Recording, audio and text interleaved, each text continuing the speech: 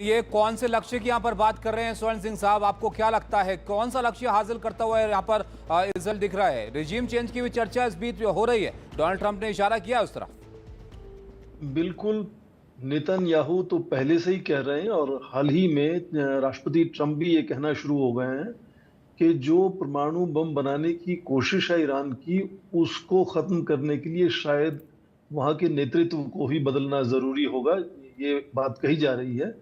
पर जिस तरह का सामने खबरें आ रही हैं, जिस तरह का अटैक हुआ है, उसमें जाहिर है अमेरिका बहुत ज्यादा विध्वंस करने की क्षमता रखता है पूरे क्षेत्र में या खासकर ईरान में।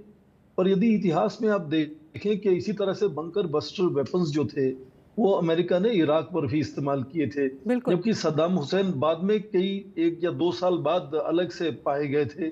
उसके बाद बंकर बस्टर वेपन्स अलकायदा के खिलाफ अफगानिस्तान में युद्ध हुए। उसके बाद आप देखें 8 साल बाद बिन लादेन अबोटाबाद में मिले। जी। तो ये बहुत विनाश करना एक तरफ है, पर जो उद्देश्य है उसमें वो सफल होता है या नहीं।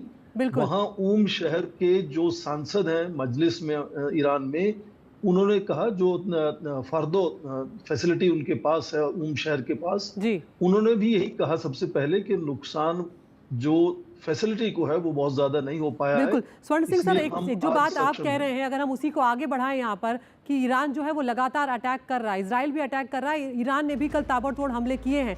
अब इधर खामनेई जो है वो खुली धमकी अमेरिका पर लेकर सामने आ गए। खामनेई ने सीधे तौर पर कहा है कि दुश्मन ने बहुत बड़ी गलती कर दी है यहाँ पर, और खामनेई कल अमेरिकी हमले के बाद पहली बार सामने आए और उन्होंने कहा है कि दुश्मन को सजा देनी होगी। तो स्वर्ण सिंह साहब, ऐसे में यहाँ पर ईरान का अगला कदम क्या हो सकता है? एक तरफ अमेरिका और इजराइल वहां पर खामनेई को हटाने की बात कर रहे हैं और खामनेई यहाँ पर खुली धमकी दे रहे हैं। बिल्कुल, आप देखें अमेरिका के इस अटैक के बाद वहां के सुप्रीम लीडर अली खमेनी ने धमकी दी है जी। कि वो मुकाबले में बिल्कुल अपनी तरफ से कोशिश करेंगे और खासकर रिजीम यदि चेंज की सोच है तो वो नहीं होने देंगे। और उसमें ये देखें कि कन्वेंशनल वॉरफेयर में ईरान की सीमाएं हैं इजराइल से और अमेरिका से लड़ने में। और उसके बाद भी आप देखें जो इजराइल की आयरन डोम को अभेद्य माना जाता था, और वो उन्होंने वो एक तरह से जो सोच थी उसको बदल दिया है कि ईरान कोशिश करे तो इजराइल के अलग अलग शहरों में मिसाइलें पहुंचा सकता है, दाग सकता है, नुकसान कर सकता है। हालांकि इजराइल और अमेरिका मिलकर बहुत ज्यादा नुकसान कर सकते हैं, पर जो चीज अमेरिका के पास इजराइल के पास शायद नहीं है वो ये है जो जिसको हम एसिमेट्रिक वॉरफेयर कहते हैं।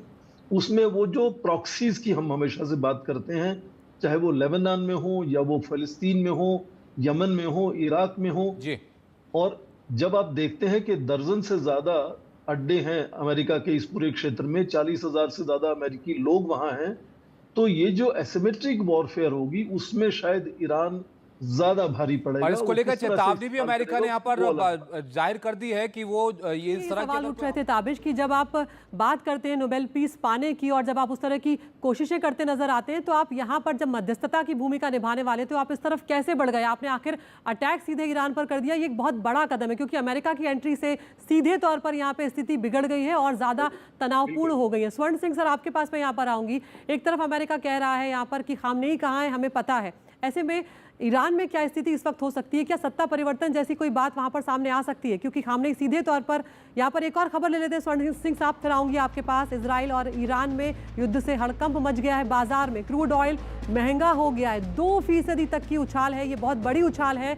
एशियाई बाजारों में 1 से 2% की गिरावट से खुले हैं यहाँ पर मार्केट, और भारतीय शेयर बाजारों में भी उसका सीधा असर देखने को मिला है। सेंसेक्स 600 तो निफ्टी 175 अंक नीचे खुले हैं। बाजार खुला है और बाजार में सीधे तौर पर अमेरिका ने जो ईरान के परमाणु ठिकानों पर हमला किया है उसका असर नजर आ रहा है। बिल्कुल, और ये देखिए जिससे कि हम अदिति थोड़ी देर पहले बात कर रहे थे कि स्ट्रेट ऑफ हॉर्मुज़ को बंद करने की जो चर्चा यहाँ पर है, जिस पर अब ईरान की तरफ से अब निर्णय लेना है कि कब उसको बंद किया जाए, उसका पहले से ही असर अब क्रूड की मार्केट पर दिखना शुरू हो गया है। और क्रूड की कीमत अगर बढ़ती है तो उसका कैसे किसी भी देश की अर्थव्यवस्था पर असर पड़ता है ये हम आपको यहाँ पर बता चुके हैं, और वो अब शेयर मार्केट यहाँ पर रिफ्लेक्ट कर रहा है। दुनिया भर के बाजारों में इसका असर दिख रहा है, गिरावट देखने को मिल रही है। क्रूड ऑयल 2% तक महंगा हुआ है, और जो शेयर बाजार है एशियाई बाजार 102% नीचे हैं, जो भारतीय बाजार है वो भी यहाँ पर नीचे है। स्वर्ण सिंह साहब, ये आपस का तनाव पूरी दुनिया की अर्थव्यवस्था के लिए एक बड़ी चुनौती पैदा कर रहा है, आपको लग रहा है, और बहुत जल्दी कोई हल निकलता हुआ इसके लिए आप देख रहे हैं इस दिशा में?